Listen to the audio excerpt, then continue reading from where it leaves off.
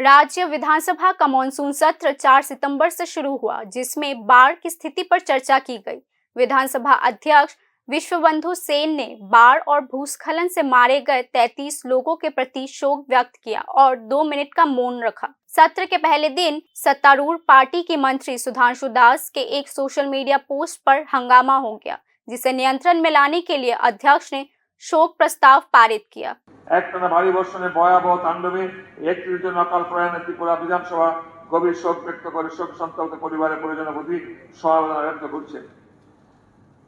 মাননীয় সদস্যগণ, আমি গভীর দুঃখের সঙ্গে সবাইকে জানাচ্ছি যে গত 31 জুলাই রাত্রে 15:02 নাগাদ উত্তর কেরালার ওয়ানের জেলার পাহাড় কেশা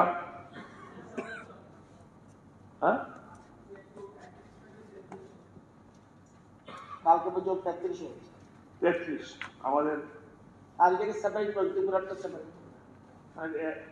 বিয়ে কি দুটো হবে, একটা তো ওয়ানের আর একটা ত্রিপুরা, তবু ত্রিপুরাটা সেপারেট আমার মনে হয় 2 মিনিট নিরাপত্তা। ত্রিপুরার এই ভয়াবহ বন্যা ক্ষতিগ্রস্ত যারা প্রাণহানি হয়েছে 33 জন না 33 নাম্বার সব যারা নাগরিক প্রাণ হারিয়েছেন তাদের অকাল প্রয়াণে ত্রিপুরা বিধানসভা গভীর শোক ব্যক্ত করে এই শোক সন্তপ্ত পরিবারের পরিজনের সমবেদনা ব্যক্ত করছে এবং প্রয়াত দিদি আপনার প্রতি শ্রদ্ধা নিবেদন করে 2 মিনিট দাঁড়িয়ে নীরবতা পালন করার জন্য এই সভায় উপস্থিত সকলের মধ্যে অনুরোধ রাখছি। নীরবতা শুরু।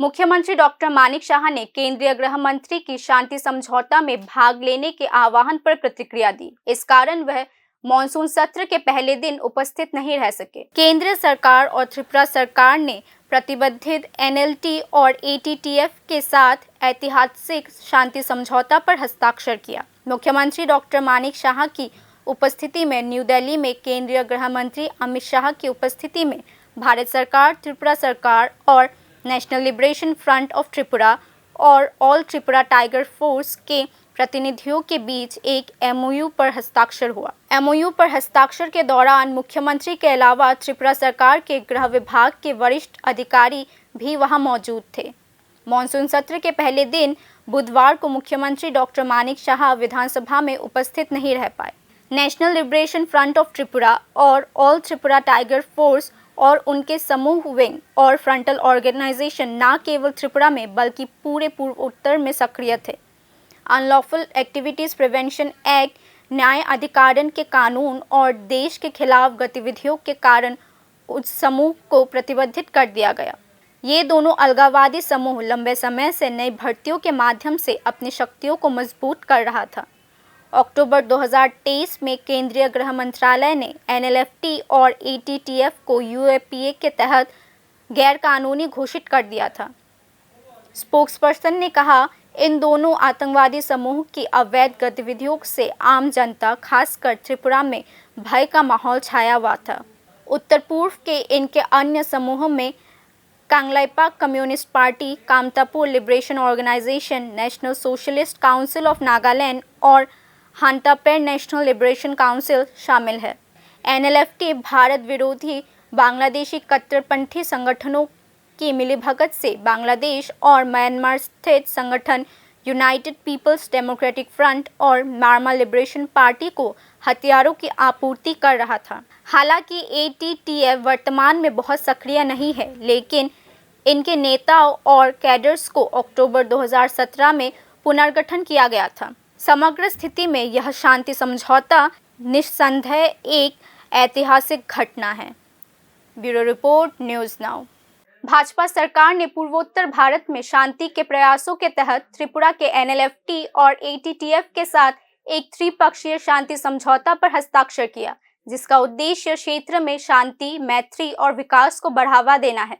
बुधवार को न्यू दिल्ली में भारत सरकार, त्रिपुरा सरकार और अलगाववादी national liberation front of Tripura और ऑल त्रिपुरा टाइगर फोर्स के बीच एक महत्वपूर्ण MOU पर हस्ताक्षर किया गया। केंद्रीय गृह मंत्री अमित शाह, त्रिपुरा के मुख्यमंत्री डॉक्टर मानिक शाह और केंद्र तथा राज्य प्रशासन के अन्य महत्वपूर्ण अधिकारियों की मौजूदगी में केंद्र गृह मंत्रालय में ऐतिहासिक त्रिपक्षीय शांति समझौता पर हस्ताक्षर किया गया। समझौता पर दोपहर 3 बजे हस्ताक्षर किया गया। समझौते पर हस्ताक्षर होने के बाद मुख्यमंत्री डॉक्टर मानिक शाह, गृह मंत्री अमित शाह ने उपस्थित NLFT और ATTF के प्रतिनिधियों के साथ हाथ मिलाया।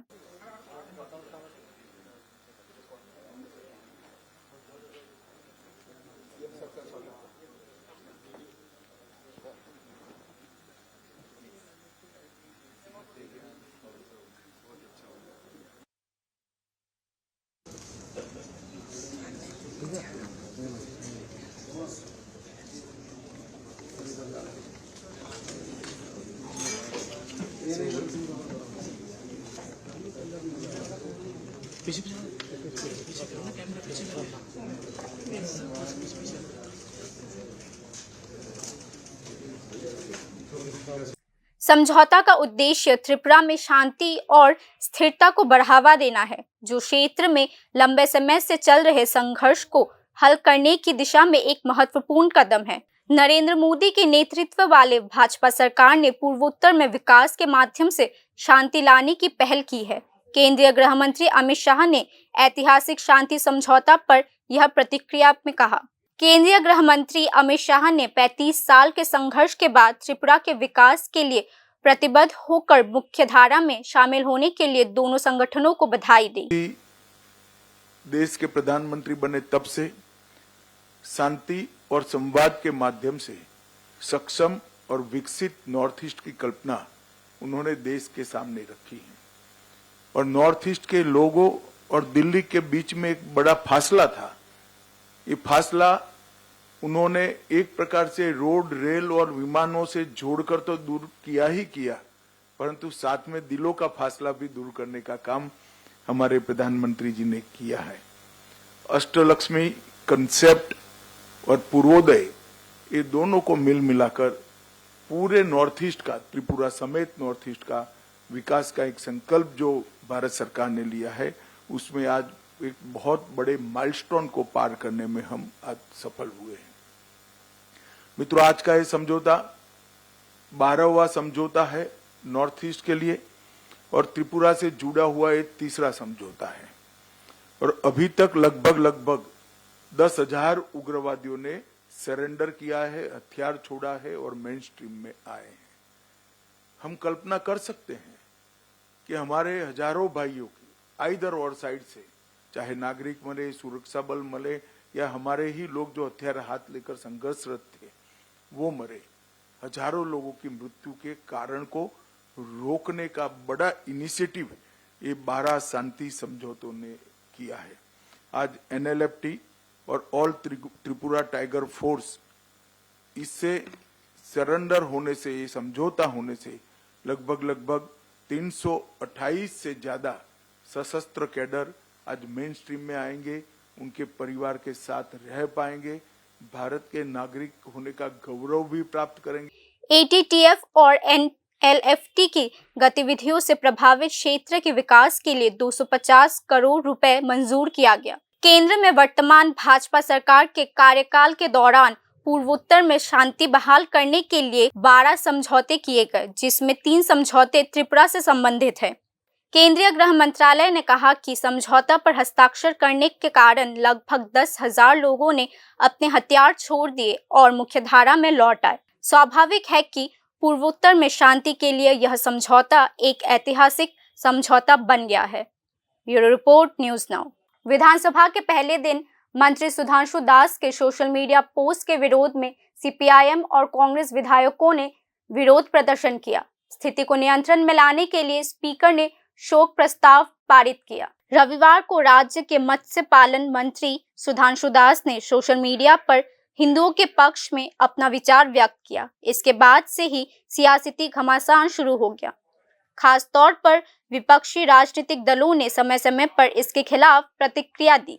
विधानसभा के मॉनसून सत्र के पहले दिन बुधवार को कांग्रेस विधायक बिरजित सिन्हा ने सुधांशु दास की सोशल मीडिया पोस्ट पर माफी मांगने की मांग की। मंत्री सुधांशु दास के इस मुद्दे पर कांग्रेस विधायक सुदीप राय बर्मन और विरोधी दल के नेता जितेंद्र चौधरी से तीखी बहस हुई।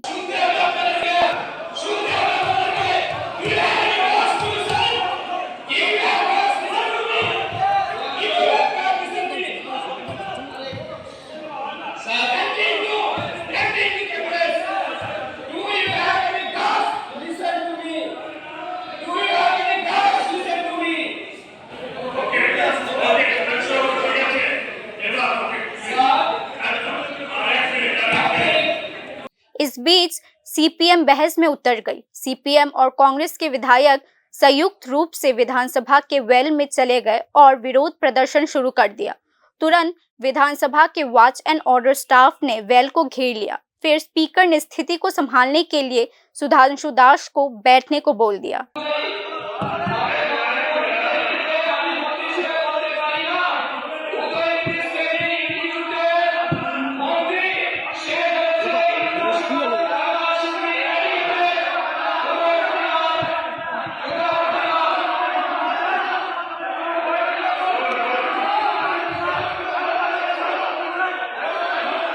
मुख्यमंत्री डॉक्टर मानिक शाह ने रानी बाजार में हुए प्रतिमा की तोड़फोड़ में पहले ही बयान जारी किया। मुख्यमंत्री ने यह स्पष्ट किया कि ऐसी घटनाओं को किसी भी तरह से बर्दाश्त नहीं किया जाएगा। मुख्यमंत्री ने कहा कि सरकार को बदनाम करने के लिए इस तरह की गतिविधियों को अंजाम दिया जा रहा है। स्वाभाविक रूप से राजनीतिक विशेषज्ञों का मानना है कि ऐसे माहौल में किसी भी बहस को लेकर कोई गुंजाइश नहीं है। Bureau report, news now.